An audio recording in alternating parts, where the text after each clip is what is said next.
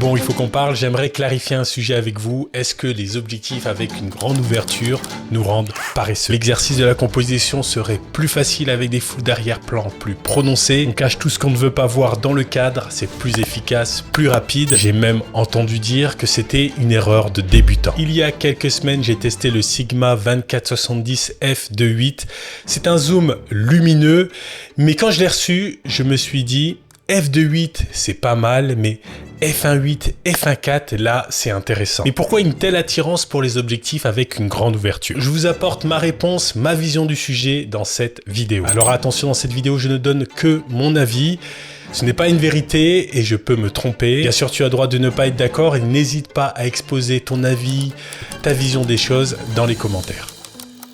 Après mes premières balades avec le Sigma 2470, je rentre et je regarde mes images. Et je me rends compte que quelque chose a changé dans mes plans. Mais pas uniquement à cause de l'open gate de la BMCC 6K full frame. J'ai l'impression que j'ai pris plus de recul, mes plans étaient plus larges, plus structurés, il y avait plus de détails, plus de contexte. Je n'avais pas cherché absolument à avoir des bokeh. Et peut-être quelque part, ça veut dire que j'étais devenu moins paresseux. C'est vrai qu'on est constamment bombardé par des images qui ont une profondeur de champ très réduite. Je pense que nous avons des images de référence dans notre tête qui sont imprimées dans notre mémoire. Et c'est tout à fait normal parce que ces images, elles sont associées à des émotions plutôt agréables. Ce sont des images en général très satisfaisantes, bien structurées, contrastées, colorées, simples, épurées. Forcément, quand on a une caméra dans les mains, on a envie de reproduire ce type d'image, ce type de plan. Quand je vous parle des images de référence, je vous parle des images qu'on a en tête avant d'appuyer sur le bouton enregistrement. Ces images, en fait, qu'on a envie de reproduire, qu'on a envie de créer.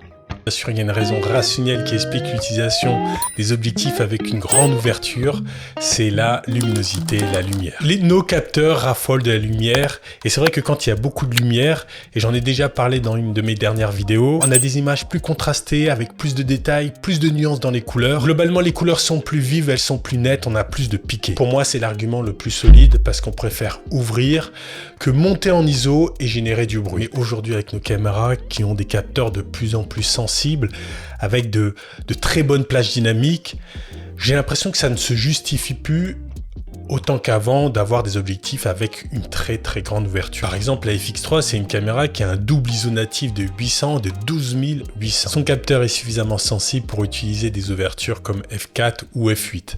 Certains diront peut-être que c'est plus cinématographique. C'est vrai que les objectifs lumineux apportent de la douceur. Quand on ouvre par exemple à f1.4, f1.8, on a plus de douceur, plus de rondeur dans l'image. On a des images qui font un peu moins réelles, du coup on a quelque chose de moins banal et ça rend les images plus intéressantes. Vous le savez autant que moi, le look cinématographique n'est pas lié uniquement à la douceur de l'image. Alors bien sûr, ça joue un rôle super important. C'est important, mais ce n'est pas le seul critère. J'ai fait un peu de chemin sur cette approche-là parce que je trouve que une image qui assume ses détails, qui assume sa composition, je trouve que ces images-là sont, aujourd'hui, je trouve qu'elles sont plus intéressantes. La vérité, en fait, elle est plutôt simple, c'est que j'ai toujours eu du mal à faire une mise au point sur un objet en mouvement avec une ouverture à f1.4.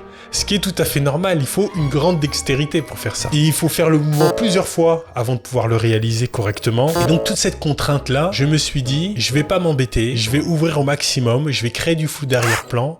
Et je vais faire des images fixes. Vous le savez, c'est pas forcément une bonne idée parce que c'est à moi d'exploiter toutes les possibilités qu'offre mon matériel pour produire des vidéos. Alors j'avais envie de parler de ce sujet parce que je trouve super intéressant d'évoquer, de partager ensemble tous les éléments qui vont influencer en fait une pratique ou un style. J'ai beaucoup entendu quand j'ai commencé à faire des vidéos que c'était une erreur de débutant. Je comprends la remarque même si elle est extrême. Après quelques années de vidéos, je trouve qu'il faut être plus nuancé, plus ouvert quand on évoque les pratiques ou les styles dans la vidéo. Vous l'avez compris, dans cette vidéo, l'objectif c'est pas de dire les optiques avec une grande ouverture c'est le mal ou c'est l'excellence. C'est surtout de réfléchir et de partager ensemble ce qui influence la création de nos plans. Aujourd'hui, je sais que c'est pas à cause du poids du stabilisateur ou de son encombrement que je ne fais pas de mouvement de caméra. Ce n'est pas non plus à cause des grandes ouvertures que je cherche systématiquement des bokeh. C'est parce que je garde mes habitudes, ce qui semble bien fonctionner. tout simplement. Dis-moi dans les commentaires ce que tu penses de tout ça. Est-ce que toi aussi tu as des habitudes, des réflexes que tu ne touches pas et que tu remets même pas en cause parce que ça a toujours été comme ça, parce que tu as toujours fait comme ça? Est-ce que toi aussi tu te poses des contraintes, des limites que tu as complètement assimilées comme un style, comme ton propre style, alors que finalement ce ne sont que des habitudes? Est-ce que tu as cette vision-là de ta propre pratique? Je teste depuis quelques semaines le Sigma 50 mm f1.4. C'est un objectif qui coche pas mal de cases pour créer de belles images. Passé sur la FX3 et le stabilisateur crâne 2S de Zhiyun, cette combinaison-là m'a permis de m'ouvrir à un nouveau type de plan. Et je vous en parle très vite. Voilà, c'est tout pour cette vidéo. Si tu as apprécié le contenu, n'hésite pas à mettre un pouce vers le haut, à laisser un commentaire, à t'abonner si tu n'es pas abonné. Je te dis à très bientôt. Allez, ciao.